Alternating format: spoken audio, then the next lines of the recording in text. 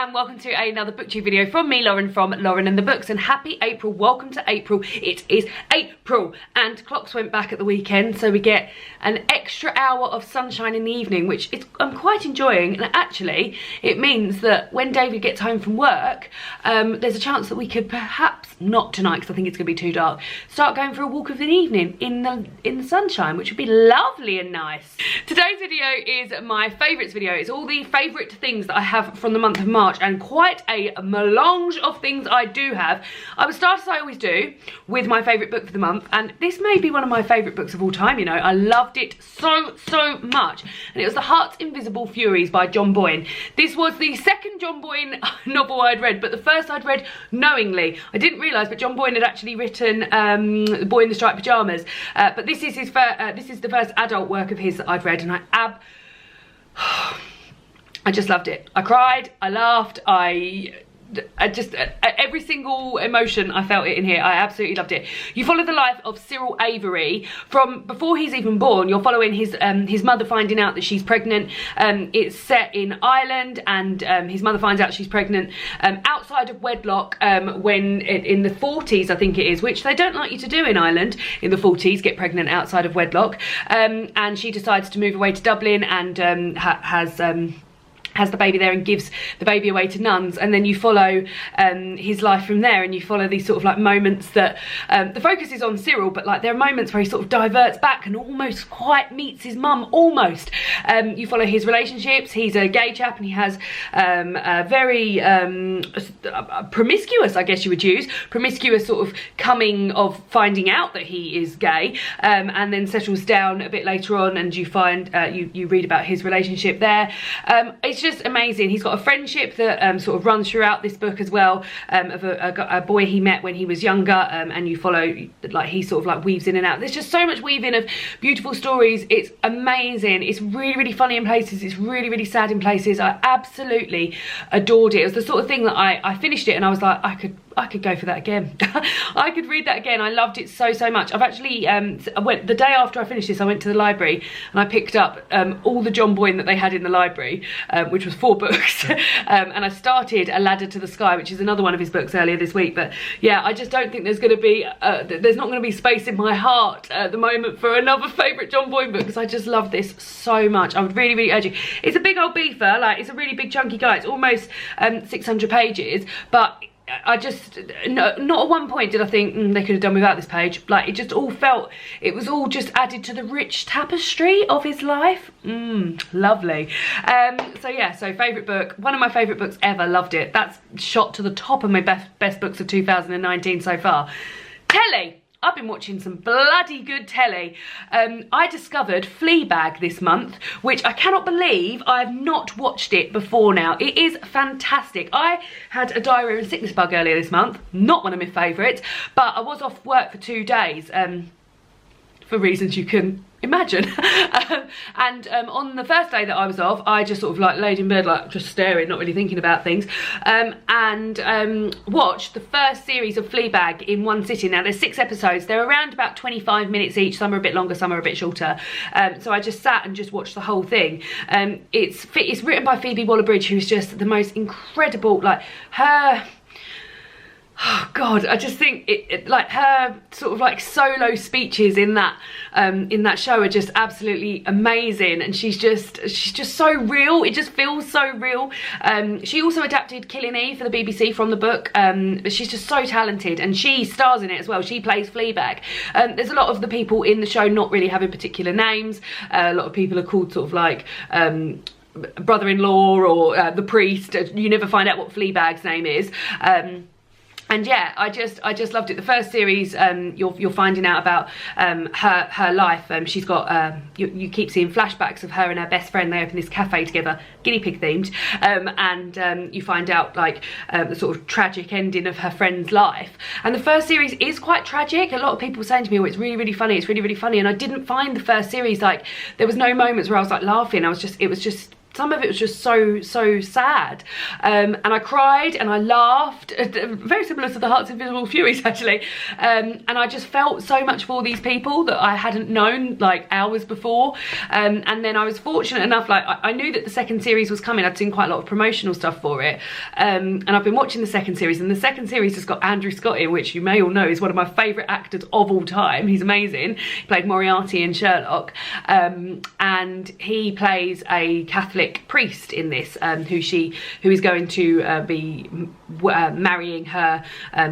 dad and soon to be stepmom, and that's how she comes across him, and they strike up a friendship, and she just discovers that she fancies him, and he is obviously celibate because he's a Catholic priest, and you're sort of addressing their relationship, and they have just got so much chemistry. It is unbelievable. Last week's episode, I'm filming this on Monday and it's going up on Monday, and it's on BBC Three on 10:35 on a Monday night, so I'm definitely going to watch like the 5th episode, because last week's episode was, oh my god, there was so much. So it's like you were visiting, because her mother had died, and you were visiting like flashbacks of her mother's funeral, but then interspersed with this like real sexual tension that she was having with this priest. I just could go on about it for ages. No one in my life watches it. Not one person in my life watches it. So I've got no one to talk to about it. So I absolutely love it. If you watch it, please talk to me about it, because I just want to talk about how amazing it is. It's fantastic. I can't wait to watch it. And do you know what? I might even re-watch last week's episode ahead of this week's episode, because it's just fantastic. Love it, love it, love it. Also, another one of my favourites is back this month, which has sort of flown a bit under the radar because I've just been going wild for Fleabag, but Derry Girls is back, the second series of Derry Girls, which is about a group of friends in Derry in the 90s, and there's just so much cultural references, like as well as like the troubles of what is going on in terms of politics and the religious aspect of it. You've also got like these girls that are just having like the funnest time ever, and it's so funny, and the soundtrack's amazing, and the fashion, everyone looks like the way I used to look when I was and quite honestly like how I'd like to look now, and it's just amazing. The first series is so funny. The second series I would say is funnier. It's got some really good guest stars and things like that. Last week Ardal O'Hanlon was in it, who is Father Dougal from Father Ted, who we I loved anyway. Yeah, he was in it last week, and yeah, it's just fantastic. So 2 amazing telly shows I've been watching, absolutely fantastic. Also, I had my nose pierced this month. This happened very early on this month. I think maybe like the 1st of March or something. I went to Rochester and got it done. I kept saying I wanted it done. The story was, I used to have my nose pierced when I was in 6th form, so like bloody hell, long time ago, almost 15 years ago, gang, almost 15 years ago. And I had a stud in it, and quite often it would fall out of the night, and in the morning I'd have to sort of like pierce it again. And when I turned 30, I kept thinking, oh, I might get my nose pierced again and getting a hoop in it, and then it just never happened. And then I was like, I'm gonna get my nose pierced again. So David and I went to Rochester, where the board game cafe that we keep bloody going to is, and I got it done, and I sort of was a bit delirious afterwards, because I think I had a bit of a sugar low, but yeah, I really like it. When I first had it done, I was like, bloody hell, it looks so big. I'll come a bit closer for you, and it's not as scabby as it was before either, which is nice. But yeah, I was thinking maybe the plan was to get something a bit thinner, but now I feel like maybe I won't. I don't know. I'm very in love with it, and I really like it a lot. So yeah, very pleased with that. And also similarly, I also got these earrings from Accessorize. I've had my second hole pierce since, I mean, school, I don't know when, and I never wear anything in it. And I'd seen these like little earrings that are called Huggies, that just sort of like just hug your earlobe, and I'd seen some on like not on the high street and things like that, and they were all quite pricey. And then I saw these ones which are gorgeous, and they're like, hopefully we're zooming in because I can't see, but they've got like little gemstones in, and they've got stars and moons on. Sadly, one of them has broken, one with a star on, so I've been wearing a star stud in the other ear, but I just think they look really cool, and I really like them. They're really comfortable. And something else is that I spend a lot of my time at work on the phone, so I can't wear earrings that have back like studs or anything, because they stab into the back of my ear when I'm sort of like trying to dial things and things like that. So these are perfect because they don't like I haven't worn them asleep yet, and they're not like silver or gold or anything, because they're just from Accessorize, but I really love them. So yeah, that's something else.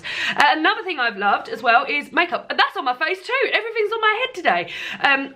Zoella did a collaboration with Colourpop. Colourpop is a makeup brand that I think is only available in the US. I had to get it shipped from the US. She did a collaboration with them, which was all about brunch. And I bought quite a lot of things from it. I bought a palette that there was a lot of hype about, and I kept thinking I really, really want it. What actually drew me to it, I'll show you. What actually drew me to it was the blue eyeshadow in this brunch date palette. So it's really, really cute. It looks lovely, and the colours just are so well pigmented. She says this blue is amazing. But this is what I've got on today. Sunday fun day. But Champagne Toast is amazing, base colour, all of them. Like, there's not a shit one on there, and that very rarely happens. I love this blue so much. So I got that. I also got 2 eyeliners, a brown one and a black one. I'm not as in love with the brown one as I am the black one. The brown one tends to go everywhere, which is weird. You wouldn't think that. You would think that the black one would do that. But they're all, I mean, the boxes are getting so bashed about, but they were so cute. I wanted to keep them in there. So this one's got like little strawberry hearts on it.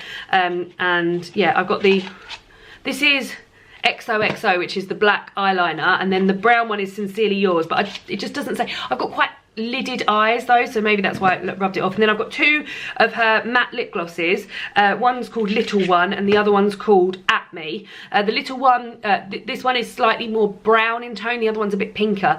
But when my sister was like, oh, have you got Pillow Talk from Charlotte Tilbury? And a few people have said that to me, so a few people think that. And then I've also got a lip liner, which I don't really know what I'm doing with the lip liner, but that came in, was part of the set. But absolutely love that makeup. Think the colours are absolutely amazing. Here I am. Really, really love it. Think it's amazing.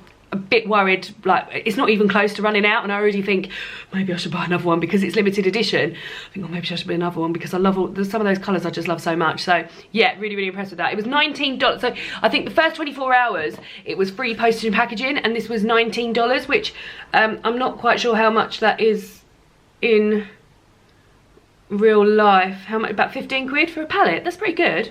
The Naked palettes I've got as well are like 40 quid each, so pretty good. And like I think the eyeshadows are better than the Naked palette, guys. I've said it. She said it.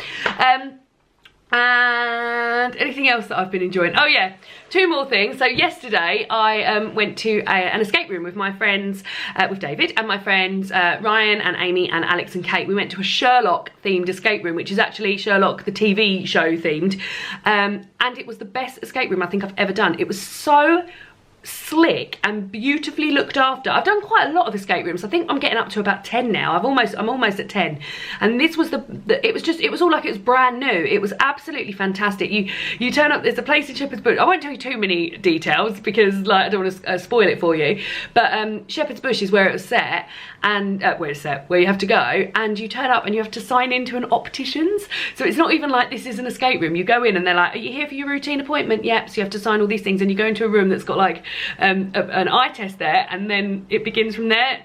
It's got actors in it as much as like the staff that greet you are acting as though they work in an optician's, but it's got like there's a lot of new footage. So there's Martin Freeman's done quite a lot for it, which obviously Heart Eyes I was loving.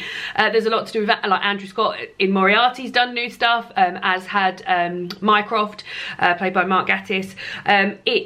Yeah, it's amazing. It was so good. I was really, really impressed with it. There were 6 of us doing it. I would definitely recommend it. It's much more, almost like double the price of other escape rooms that I've done.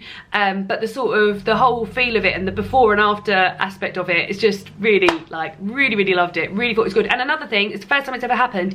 They gave us a debrief.